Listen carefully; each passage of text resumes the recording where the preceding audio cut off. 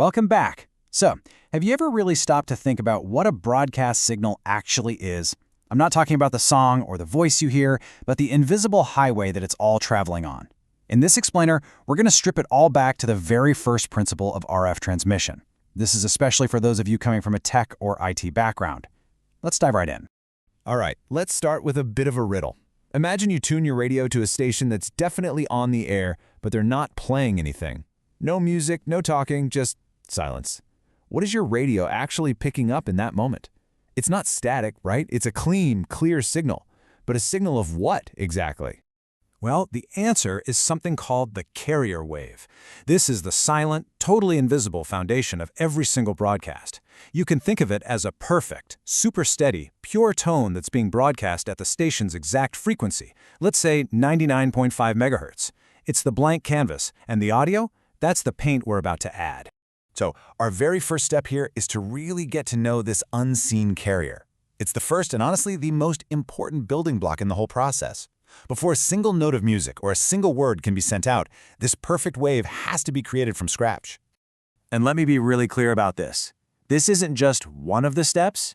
It is the foundational step. The entire broadcast chain. Everything from the microphone in the studio all the way to the radio in your car, it all depends on the absolute quality of this one incredibly stable frequency.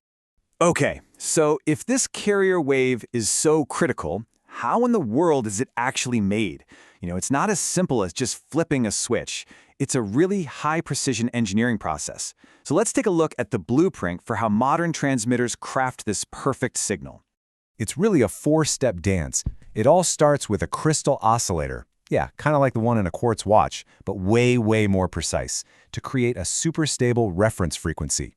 Then this really clever circuit called a phase-locked loop, or PLL, takes that reference and multiplies it up to the final broadcast frequency, say 99.5 megahertz, without losing any of that stability. Third, that raw signal gets amplified, and only then, at the very end of the process, does the actual content, the music, the voices, the data, get added onto the carrier. Now, for those of you who come from a software world, this is where it gets really, really cool. Most modern transmitters use a technique called direct digital synthesis, or DDS. So instead of trying to build this perfect wave with a bunch of analog parts, DDS literally creates it mathematically using digital signal processing. You're basically generating the perfect sine wave with code, a concept that should feel right at home. And here's what that actually looks like in the real world. These boxes are modern FM exciter modules. They're basically the brains of the transmitter. Inside of these, digital processors are doing all the heavy lifting, creating that carrier wave with an accuracy and a level of control that was completely impossible with the old analog tech. All right, so we've built our perfect silent carrier wave. Now what? Well, it's time to actually put our message on it, right? We have to give this signal a voice, and that whole process is called modulation. To put it simply, modulation is just how we get our information to piggyback on that carrier. Think of it this way. If the carrier wave is a delivery truck that's just driving down the highway at a perfectly constant speed, modulation is the process of loading the packages, the music, the talk, the data, into that truck so it can be delivered. And this slide shows the two classic ways to do it. On the left, you've got AM, amplitude modulation. With AM, the carrier's frequency stays locked, but its power, its amplitude, goes up and down to match the audio. Then on the right, you've got FM, frequency modulation, which does the exact opposite. The power stays constant, but the frequency itself wiggles just a tiny bit to encode the sound. And this table kind of sums it all up. AM is simple, but it's really easy for static and noise to mess with it. FM is much more resistant to noise, and that's why it sounds so much cleaner for music. But the really clever stuff is modern digital modulation. By changing both the amplitude and the phase at the same time, using techniques like QIM, you can cram an unbelievable amount of data onto that same carrier. It's just way, way more efficient. So we figured out how this perfect, stable carrier wave is made. But you might be wondering, why? Why all the fuss? Why does it have to be so darn perfect? Let's talk about why that stable foundation is completely non-negotiable. Seriously, if a station is supposed to be at 99.5 megahertz, would anyone even notice if it drifted over to 99.501? And the answer is a huge, resounding yes. And the reasons why are absolutely essential for the entire system of broadcasting to even work.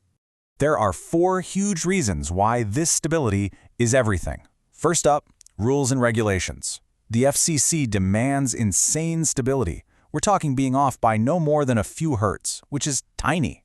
Second, your radio needs a stable target to lock onto clearly. Third, interference. It's what keeps stations from bleeding all over each other on the dial. And finally, for digital broadcasting like HD radio, this rock-solid stability, well, it isn't just a nice feature, it's the only way that tech can work at all. To bring our whole analogy full circle, it really is this simple. A carrier wave that drifts around is like trying to build a skyscraper on a foundation of jello. It doesn't matter how amazing the rest of the building is, the modulation, the audio processing, the whole thing is fundamentally broken from the start. So the next time you drive by a big broadcast tower, just remember what's happening in that little building at the bottom. A signal of pure mathematical perfection is being created. That perfect, stable carrier wave that forms the silent foundation for everything you're about to hear. And that kind of leaves us with one last thing to chew on. As broadcasting gets more and more digital, with things like HD radio and the next generation of TV, do you think these old-school analog fundamentals, like creating a perfect carrier, are going to fade away? Or is that perfect foundation actually going to become more important than it has ever been? Something to think about. Thanks for joining me.